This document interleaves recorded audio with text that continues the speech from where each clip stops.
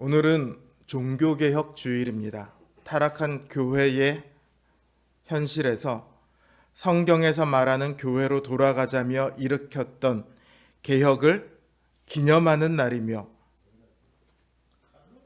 동시에 그 개혁을 계속해서 이어가자 하는 다짐의 날이에요.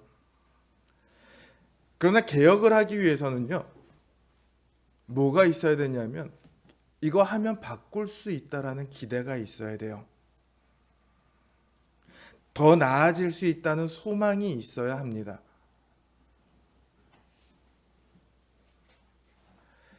오늘 오후 2시에 광화문과 서울역 일대에서 차별금지법 반대를 위한 연합예배를 연다고 합니다.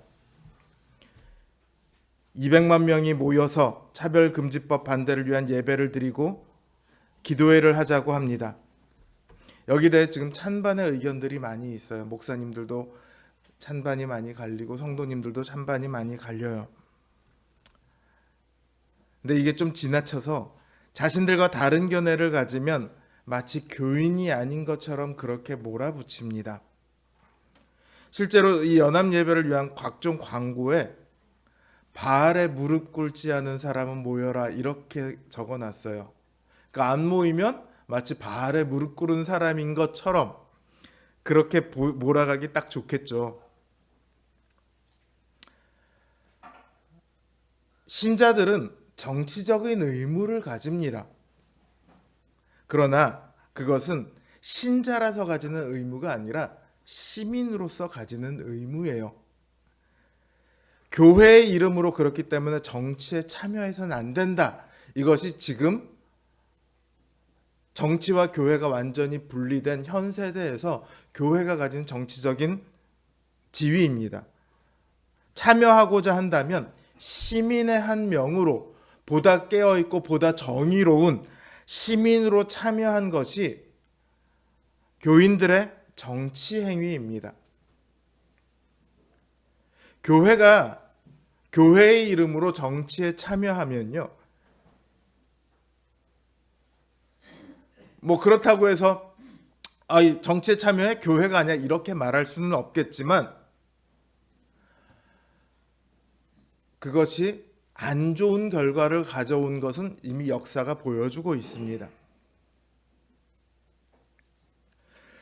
제가 오늘 열게 될 그 연합 예배인지 혹은 뭐 연합 집회인지 이 모임을 보면서 슬픈 것은 방법의 옳고 그름 때문은 아니에요. 일부의 목사님들이 자신들의 정치적인 목표를 이루기 위해 순진한 성도들, 순박한 교회를 동원해 놓고 그게 마치 거룩한 하나님 나라의 일인 것처럼 포장을 시키고 있기 때문입니다. 방법의 문제가 아니라 목적 자체가 틀렸는데 많은 순수한 성도님들은 하나님을 위한 열정을 가지고 모여들고 있어요. 그래서 슬퍼요.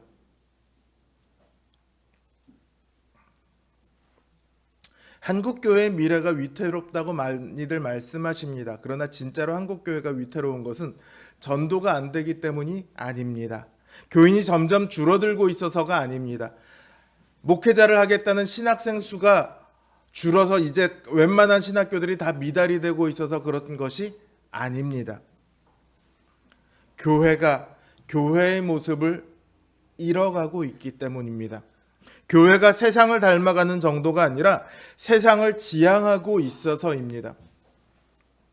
교회의 역사 속에서 교회는 언제나 타락으로 인해 무너졌습니다. 오늘 한국 교회가 그 모습을 닮아가는 것 같아서 슬픈 거예요. 이런 한국 교회의 현실 속에 그래도 한국 교회의 소망이 있을까요? 더 나아질 수 있을까요? 이 고린도전서는 역사상 가장 타락한 교회의 표본이라고 일컬어지는 고린도 교회에 보내는 바울의 편지입니다. 이 타락한 교회에 보내는 바울의 편지를 통해 한국 교회의 소망은 있는가? 우리 교회의 앞날은 있는가? 그 답을 찾고자 합니다. 고린도 교회는 여러 가지 문제를 가지고 있었어요. 우리가 오해하면 안 되는 것 중에 하나는요, 교회의 문제는 대부분 교회를 다스리는 분들로부터 시작되는 문제예요. 그러나 그 교회가 문제다라고 할 때는 그분들만 문제가 돼서는 그 교회가 문제가 되지 않아요. 성도들까지 거기에 동참하게 되었을 때 그때 그 교회가 문제가 되는 거예요. 고린도 교회는 교회 지도자들뿐만 아니라 교회의 성도들에 이르기까지 타락이 만연해 있었습니다. 그 문제 중에 하나가 언변과 모든 지식 등의 여러 가지 은사로 인한 분열입니다. 그들은 하나님에 대해 현란하게 말할 수 있는 능력이 있습니다. 또 하나님에 대한 지식이 대단히 풍족했습니다. 당시는 그 그리스 로마 이 시대에는 특히나 이 고린도 교회가 있는 헬라 그리스 지역은 웅변과 지식을 굉장히 중요하게 여겼어요. 서로 논쟁하는 걸 즐기고요. 굉장히 철학적인 사변이 많은 곳이었죠. 그런 도시에서 고린도 교회는 헬라인들에게 하나님을 증거할 수 있는 가장 좋은 수단인 언변과 지식을 충만히 갖고 있습니다. 고린도 교회 성도들이 그런 지식과 언변을 갖게 된 것은 그들이 교육을 잘 받아서 혹은 그들이 공부를 많이 해서가 아닙니다. 그와 같은 능력들이 하나님 안에서 하나님으로 말미암아 풍족하게 주어졌어요. 하나님께서는 그들에게 자신들의 신앙을 말로 전할 수 있는 능력, 그리고 더불어서 그들의 영적인 지식과 이해력을 갖추게 하셨습니다. 아마도 이러한 은혜로 인해 그들은 고린도 지방에서 수많은 철학자들이나 이방신을 섬기는 이들과의 대화에서도 막히지 않고 충분히 하나님을 전할 수 있었을 거예요. 이들은 그처럼 특별한 지식을 지니고 있었고 방언을 포함해 하나님 성령께서 주신 달변의 능력을 소유하고 있었습니다. 그런데 이 은혜가, 이 성령님의 선물인 은사가 교회의 분열의 도구가 됩니다. 은혜는 신자들을 충만하게 합니다. 풍족하게 합니다. 은사를 주신 것도 모든 면에서 그곳의 신자들이 풍족히 은혜를 누리게 하기 위해서입니다. 그러나 고린도 교회 성도들은요, 그 은사마저도 차별과 분열의 도구로 사용했습니다. 그런데 바울은 이 고린도 교회에 편지를 하면서 이 은사로 인한 문제를 앞세우지 않습니다.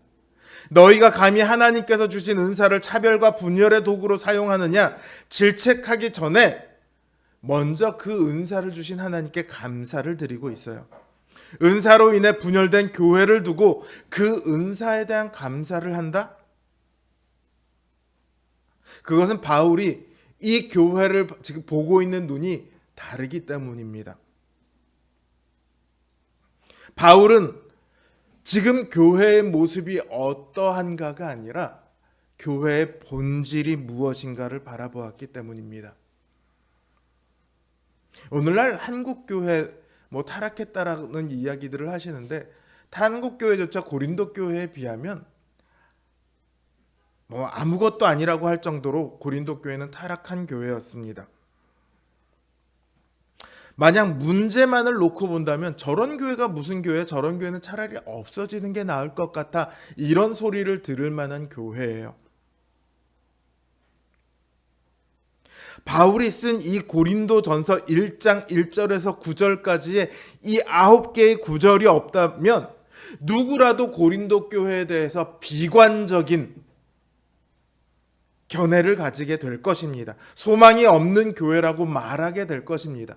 그러나 바울은 교회의 본질을 먼저 보았습니다. 바울은 고린도 교회에 관한 다른 현실을 보기에 앞서서 그 교회를 그리스도 예수 안에 있는 교회로 보았습니다.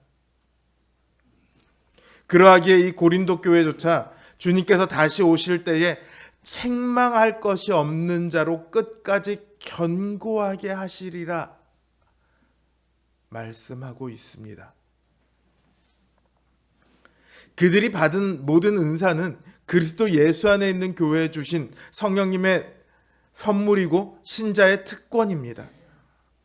바울은 너희가 모든 은사에 부족함이 없다고 말을 하고 있습니다. 사실 이들의 문제는 어디서 나오냐면 모두가 다 은사를 가지지 않았기 때문이에요. 누군가는 은사를 가졌고 누군가는 은사를 가지지 않았습니다. 은사를 가진 사람들도 서로가 각자가 다른 은사를 가졌습니다. 그래서 차별이 일어나는 거예요.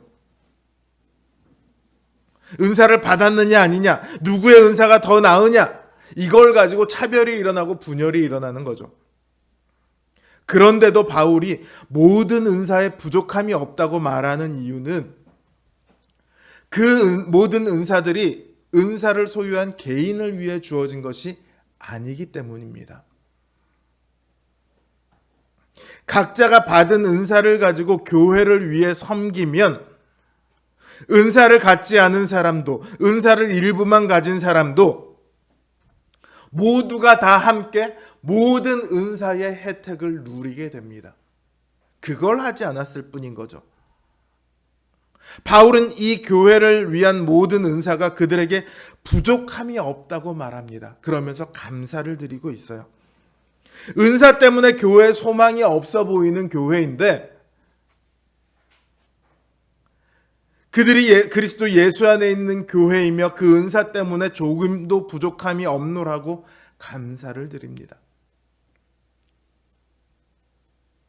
이 바울의 견해를 따라서 보면 고린도 교회는 더 이상 문제만 잔뜩 있는 교회가 아닙니다. 그래서 보네퍼라는 목사님이 이 고린도 교회에 대해서 뭐라고 얘기했냐면 실현해야 할 이상에 도달하지는 못했지만 그리스도 안에서 우리가 동참해야 하는 하나님의 창조 현실이라고 말했습니다.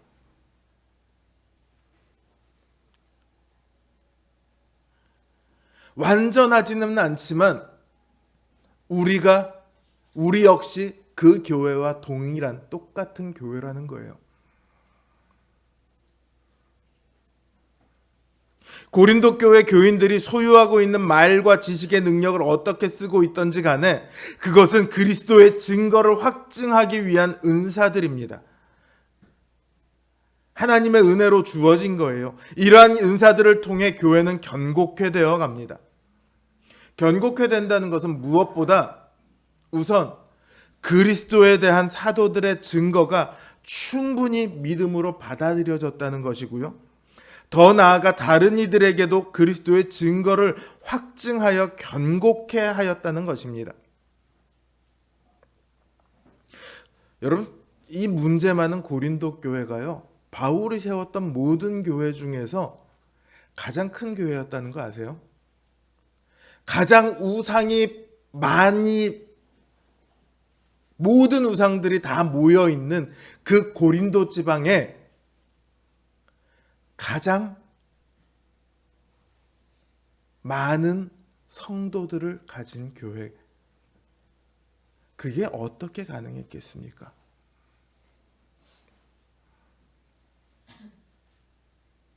바로 이 은사들을 통해 그리스도의 증거가 그들 안에 그리고 바깥의 고린도 시민들에게 확증되었다는 거예요. 그래서 견고케 되었다는 거예요. 그래서 가장 많은 성도를 가진 교회가 될 수 있었습니다.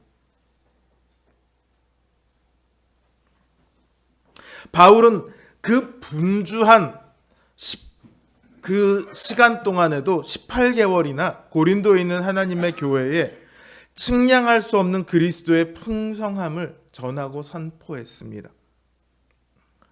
그래서 그들은 하나님의 자녀로서 그들이 받은 유업의 풍성함을 인식하고 체험했습니다. 그리고 그 풍성함이 어디서 나타나냐? 모든 은사를 통해서 나타나요. 고린도 교회는요, 문제가 많습니다. 견고한 교회가 결코 아닙니다. 그러나 견고케 되어가는 중에 있습니다. 그리고 마침내 견고하게 될 거예요. 이 땅에 있는 모든 교회도 마찬가지입니다. 오늘 우리가 살아가고 있는 현실의 모든 교회들이 크게 드러나는 부요함이 없다 할지라도요, 약점이 많고 믿음은 적고 어려움은 크다 할지라도요, 그게 교회의 참모습은 아니거든요. 교회의 참모습은 초대교회의 성령님께서 성령이 충만한 가운데 잠깐 그 모형을 보여주긴 했지만 사실은 현실 속에 아직 나타난 적이 없습니다. 과거에도 없었고 오늘도 없었고 내일도 없을 거예요. 완전한 교회는 주님께서 다시 오는 그날에 비로소 그 모습을 나타내게 될 겁니다. 그러니까 오늘의 현실이, 오늘 우리 교회의 모습이 그 완성된 교회의 모습일 수 없습니다. 부족한 교회일 수밖에 없어요. 그게 오늘 우리 시대의 교회들입니다. 완성된 교회를 향해 견고하게 되어가고 있는 교회. 그게 이 시대의 교회들이에요. 물론 어떤 교회는 조금 더 많이 견고케 되어야 합니다. 어떤 교회는 조금 더 많이 이미 견고하게 된 것처럼 보이기도 합니다. 어떤 교회는 마구 흔들리고 있는 것처럼 보이기도 해요. 어떤 교회는 굉장히 평온해요.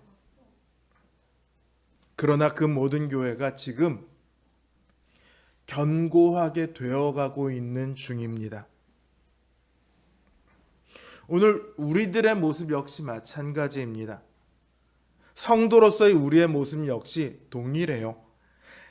나 자신의 모습이 만족스러울 수 없습니다.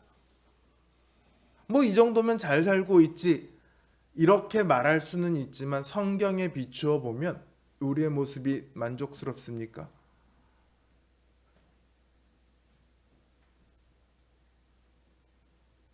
제 모습을 제가 보면 늘 잘못한 것만 한가득 생각납니다. 특히나 예배를 앞두고 하나님 앞에 이 강단에 서게 될 때 내가 여기 설 자격이 있나 싶을 정도로 생각이 늘 들곤 합니다.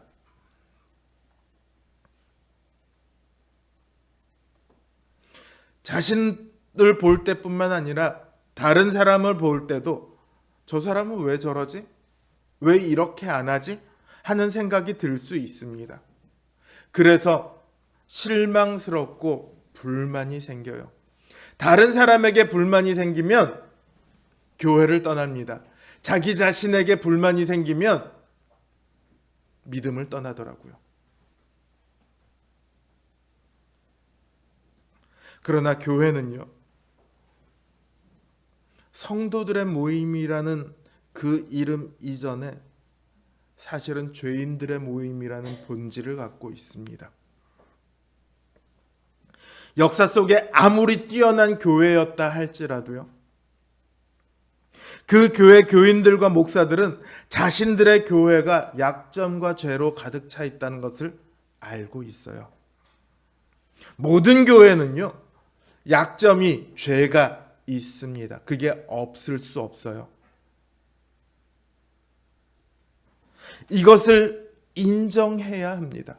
우리의 삶에 여전히 죄가 있고 약점이 있는 것을 인정해야 합니다. 이것을 인정하지 못하면은요, 교회가 뭐가 이래 하면서 교회를 떠나게 됩니다. 처음에는 불만을 품은 교인들이 순진하게도 그 지역에 있는 다른 교회를 가면 지금 출석하는 교회보다 좀 더 나을 거야, 그렇게 생각해서 교회를 옮깁니다. 그러나 가보면 그 교회에도 약점과 죄가 가득하거든요. 그런 일을 몇 번 반복하면 어디 교회도 정착하지 않는 떠돌이 교인이 생겨나게 돼요. 한국 교회에 100만 명의 가나안 교인들이 있다고 그럽니다. 왜 가나안 교인입니까? 떠돌아서 가나안 교인이 아니라 안 나가 거꾸로 해서 가나안 교인이에요. 교회를 안 나가는 교인이에요.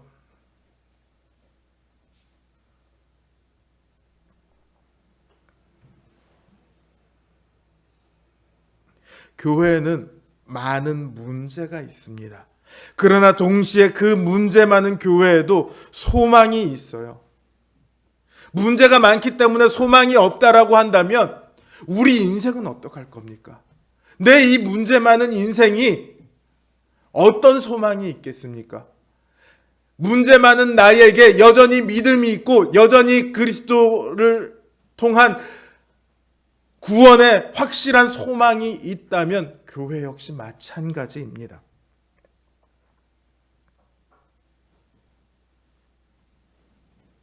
교회 현재는 완성된 시간이 아닙니다. 주님이 다시 오시길 기다리며 그때까지 주님에 의해 보존되고 주님에 의해 힘을 얻어야만 교회는 설 수 있습니다.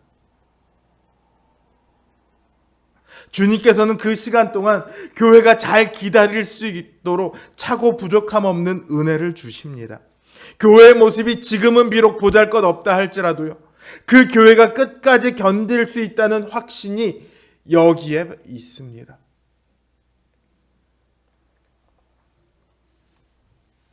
바울은 이 고린도 교회의 망나니 같은 신자들을 두고 책망할 것이 없는 자로 끝까지 견고케 하시리라 이렇게 말합니다. 그들이 망나니 같이 된 것은 자신들의 은사, 자신들의 지식 같은 것, 하나님께서 주신 은혜의 선물들을 교회를 위한 것이 아니라 자신의 자랑거리로 만들었기 때문입니다.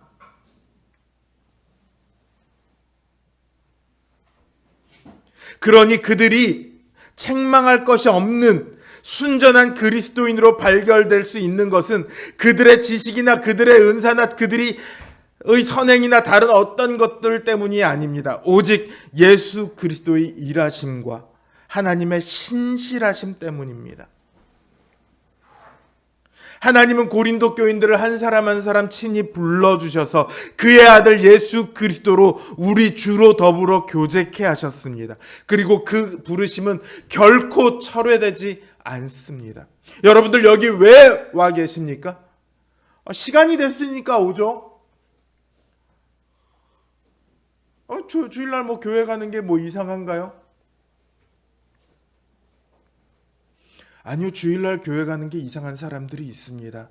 시간이 돼도 오기 싫은 사람들이 있습니다.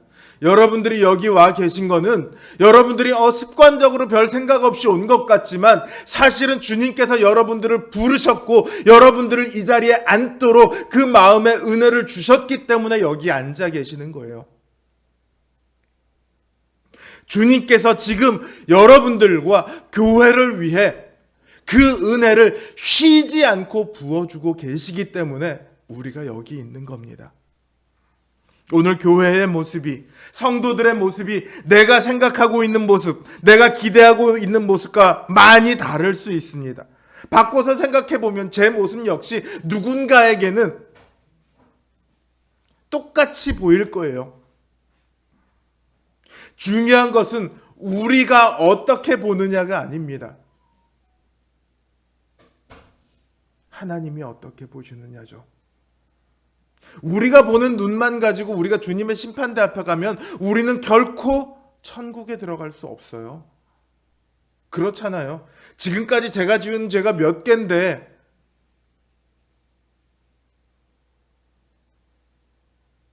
다 기억도 못 하는데 어떻게 천국을 감히 꿈꿀 수 있겠습니까?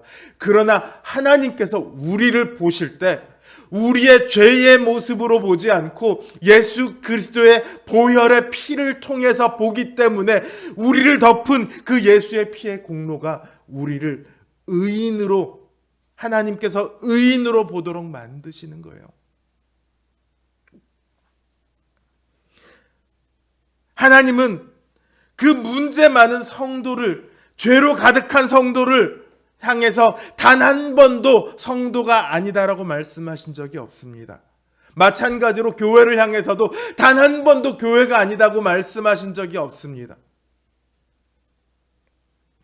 그러므로 우리는 교회가 복음 위에 서 있는 한 그 교회의 모습이 실망스러울지라도 낙심하지 말고 기다려야 합니다. 성도들 서로가 서로를 섬겨주고 품어주고 보듬어주고 일으켜줘야 합니다. 저 사람은 왜 저럴까? 저 사람은 왜 저렇게밖에 못할까? 왜 이렇게 하지 않을까가 아니라 우리의 생각이 바울의 견해를 닮아가야 해요. 바울처럼 내가 저 사람들을 위해 무엇을 할 수 있을까를 먼저 고민해야 합니다. 그게 예수님께서 우리를 보시며 행하신 마음이에요.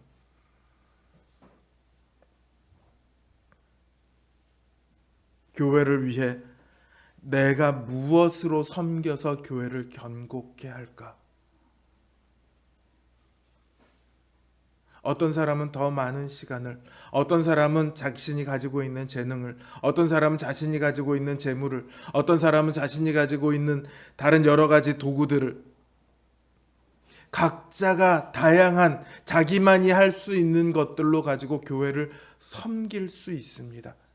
그리고 그 섬김을 통해 교회는 견고케 되어 갑니다. 왜냐하면 그 섬김 자체가 은사거든요.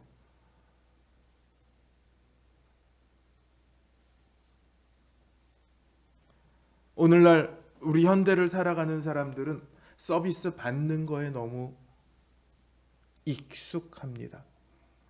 교회 와서도 서비스를 받는 것에 너무 익숙해요. 정작 주님은 자신의 모든 것을 주셨는데 우리는 내가 뭘 받아야 하지? 오늘 내가 뭘 받았지? 나에게 뭐가 유익이 되었지? 늘 이거를 기준으로 생각을 하는 거에 익숙하죠. 그러니까 교회를 와서 예배를 드렸는데 돌아갈 때 오늘은 은혜를 받았어, 오늘은 못 받았어. 이게 가장 먼저 나오는 이야기가 됩니다. 가장 먼저 나와야 되는 이야기가 뭔지 아세요?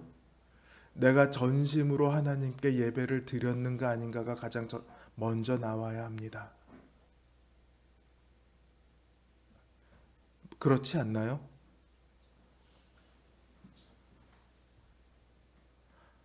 오늘 교회의 모습이 교회의 전부가 아닙니다. 아주 일부분일 뿐만 아니라 오히려 형편없는 모습을 보여주기도 합니다. 교회의 이상과 현실은 분명히 다릅니다. 성도의 이상과 우리의 모습도 다르죠. 이 차이 때문에 우리는 실망하고 낙심할 수 있습니다.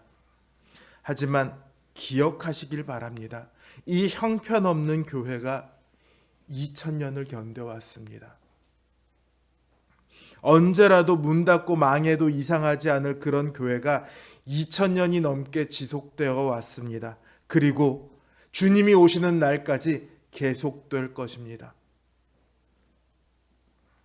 그것은 오직 주님의 은혜가 교회 안에 풍성히 임했기 때문입니다.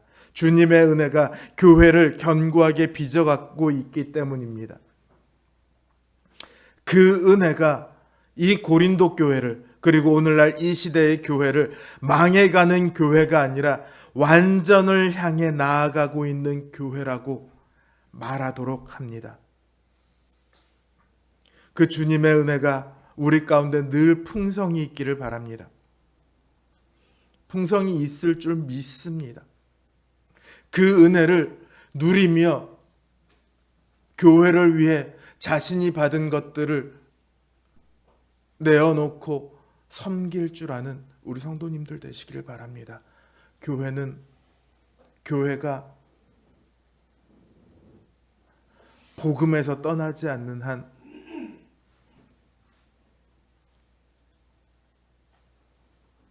교회에는 우리 주님께서 주시는 풍성함이 있습니다. 우리를 통해서 그 풍성함이 나타나게 될 거예요. 주님께서 주시는 그 풍성함을 누리며 서로를 섬기며 사랑으로 교제하는 우리 노원성도교회 모든 성도님들 되시기를 주님의 이름으로 기원합니다.